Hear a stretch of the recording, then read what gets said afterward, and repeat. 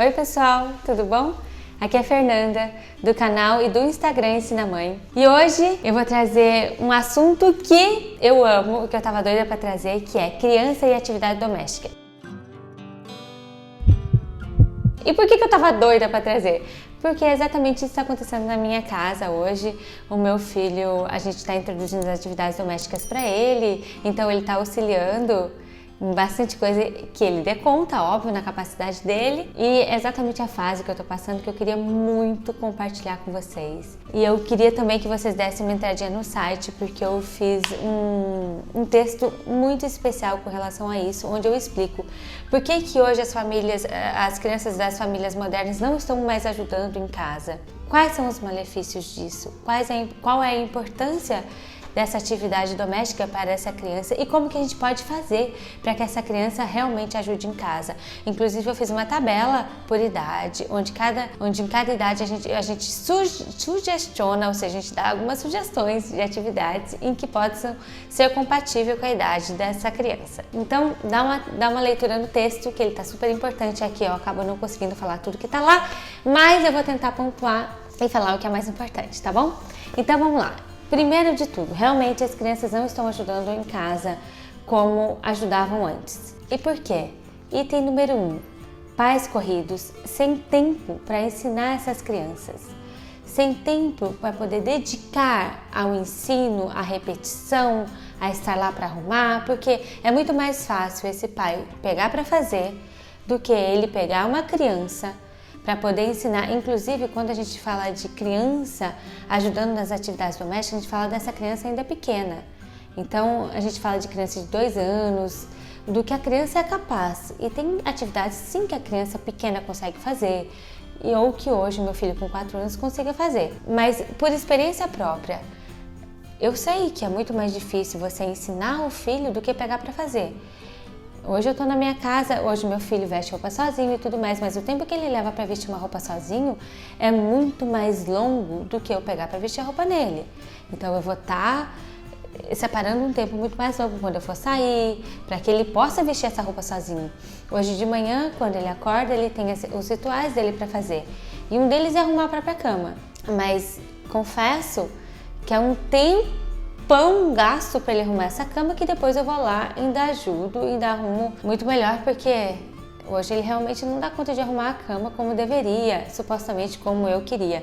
E supostamente como eu queria, engraçado, né? Onde eu vou entrar mais tarde é exatamente essa convenção de como tem que ser, do exato jeito que a mãe quer que seja. E a gente vai ter que deixar essa criança arrumar do jeito dela, se ela quiser, se a gente realmente quiser a contribuição dela. Até porque uma criança, a gente está falando de criança de 2, de 3, de 4 anos, que seja de 6, de 7. E a gente arruma do jeito nosso, porque a gente levou anos nessa habilidade e elas estão começando agora. Então o primeiro item é a falta de tempo do pai em ensinar e pegar essa criança para fazer e estar junto com essa criança. E eu realmente sei que é um tempão dedicado, que realmente precisa do pai e da mãe estar lá. E vocês também devem saber na casa de vocês e tudo mais. Segundo item, pais que não acreditam que a criança dê conta. Aqui é curioso, mas a gente sabe sim que as nossas crianças dão conta se forem atividades respectivas à idade delas. Mas a gente também sabe, ou se não sabe, tem que saber, é que essa criança vai dar conta de fazer uma coisa um pouco melhor depois de muito teste, depois de fazer várias vezes aquilo. E talvez não fique igual como você queria, e talvez não fique igual como você sempre fez, porque olha a idade que a gente tem, olha o tanto de tempo que a gente fez. Olha a idade que essa criança tem. E qual que é a concepção dela para estar essa cama perfeita ou para estar esse banheiro bem lavado? Pode não ser a mesma concepção minha. Mas, passado esses 2 itens, que é pai sem tempo, pai que não acredita que a criança tem capacidade, o terceiro, para mim é um dos mais preocupantes, que mostrou que na verdade, o terceiro item mostrou que são crianças que não têm tempo de fazerem qualquer atividade em casa. Porque ou uma criança que estuda o período integral fora e chega cansada em casa, ou se não estuda o período integral fora, essa criança vai estudar meio período e no outro meio período dela vai ter várias atividades extracurriculares. Inglês, balé, futebol, natação, luta, espanhol, computação e nem sobra tempo para ela sequer ajudar em casa. E que pena, porque a gente vai mostrar aqui quais são os benefícios dessa ajuda em casa, dessa atividade feita em casa, das tarefas domésticas para essa criança e para a família. E são benefícios que toda mãe e todo pai quer na criança e que só não atenta para realmente linkar que isso está na mão dela e está dentro da casa dela, que basta ela colocar essa criança para ajudar nas atividades domésticas. Então, vamos aos benefícios? Quando essa criança, eu quero tentar fazer com que essa mãe raciocine para que ela realmente compreenda que essas vão ser as qualidades mesmo. Quando essa criança, ela ajuda em casa, o que ela está percebendo? Ela está percebendo que ela está fazendo a mesma atividade que a mãe dela e o pai dela fazem. Ela se sente competente com isso. Quando essa criança tem as atividades certas que ela tem para fazer, tirar o lixo, dar comida para o cachorro, limpar os móveis do quarto dela, arrumar a cama dela, estou dando alguns exemplos, tá bom? Ela vai se sentir conectada com essa família, conectada com essa comunidade. Ela vai saber que as pessoas se importam com ela, ela vai saber que ela tem espaço, que ela é especial e que aquela família depende dela. Ela vai aprender a trabalhar em equipe. Ela vai aprender que a casa só é arrumada, só está organizada porque teve um trabalho em equipe e que um dos trabalhos em equipe foi o dela. O que vai dar para ela autonomia, competência e o que vai dar para ela merecimento. Olha só os valores disso que talvez a gente tenha e que talvez passe pela gente de forma despercebida. Quando essa criança ajuda em casa, ela percebe que a organização daquela casa, ela só é mantida daquela maneira porque tem pessoas por trás daquilo. E curioso foi um depoimento pessoal meu, que quando eu comecei a colocar o meu filho nas atividades de casa, claro que a casa ficou muito mais organizada, mas ele começou inclusive a chamar a nossa atenção. Opa, eu vi a toalha em cima da cama de fulano. Opa, o carrinho meu ficou no corredor. Ou então, eu nem precisei mais ser aquela mãe que fica: filho, o carrinho tá no corredor. Filho, como é que é o corredor? Deve ser limpo? Eu não precisei, porque ele tá percebendo, ele vai lá de própria boa vontade e já sabe qual é a atividade dele, já sabe quais são os rituais da casa, já sabe quais são as normas da casa. E é esse comprometimento, e é esse engajamento em família, e é essa união familiar, quais são as nossas regras aqui, quais são as nossas disciplinas, como que tem que ser mantida essa casa, que faz essa criança se sentir conectada e pertencente. Isso é muito importante para a criança, mas muito importante mesmo. Mais curioso de tudo é que a gente já sabe que as crianças elas só aprendem com os erros. E tem coisa melhor para ela poder aprender do que atividade doméstica quando ela erra? E na próxima vez ela pode acertar? Ela está fazendo uma atividade doméstica, ela está fazendo uma coisa perto dos pais, onde ele está podendo lá, está auxiliando quando precisa só, e ela está evoluindo dia a dia junto dos pais naquela atividade doméstica. Então isso é maravilhoso, porque você está dando exatamente a prática para a criança, que ela aprenda com os próprios erros dela. Além disso, essa criança, ela toma uma consciência de comunidade e de família e de que várias coisas dependem dela, que a maturidade adequada chega a ela no momento adequado também. E o mais legal de tudo isso é ver que ontem ele fez uma maneira, hoje ele faz de outra e daqui a um mês ele está fazendo da maneira dele, mas uma maneira muito linda, uma maneira muito excelente, inclusive, a excelência dele. E essa é a evolução que talvez o pai sem tempo não consiga ver e que a gente sabe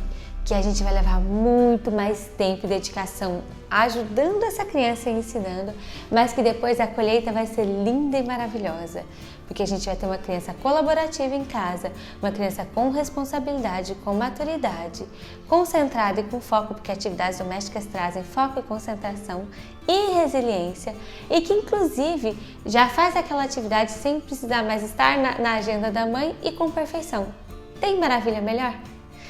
Mas antes de encerrar, eu queria dar uma dica de como é que a gente pode fazer para que essas atividades sejam legais e gostosas para a criança e para que não sejam uma obrigação chata.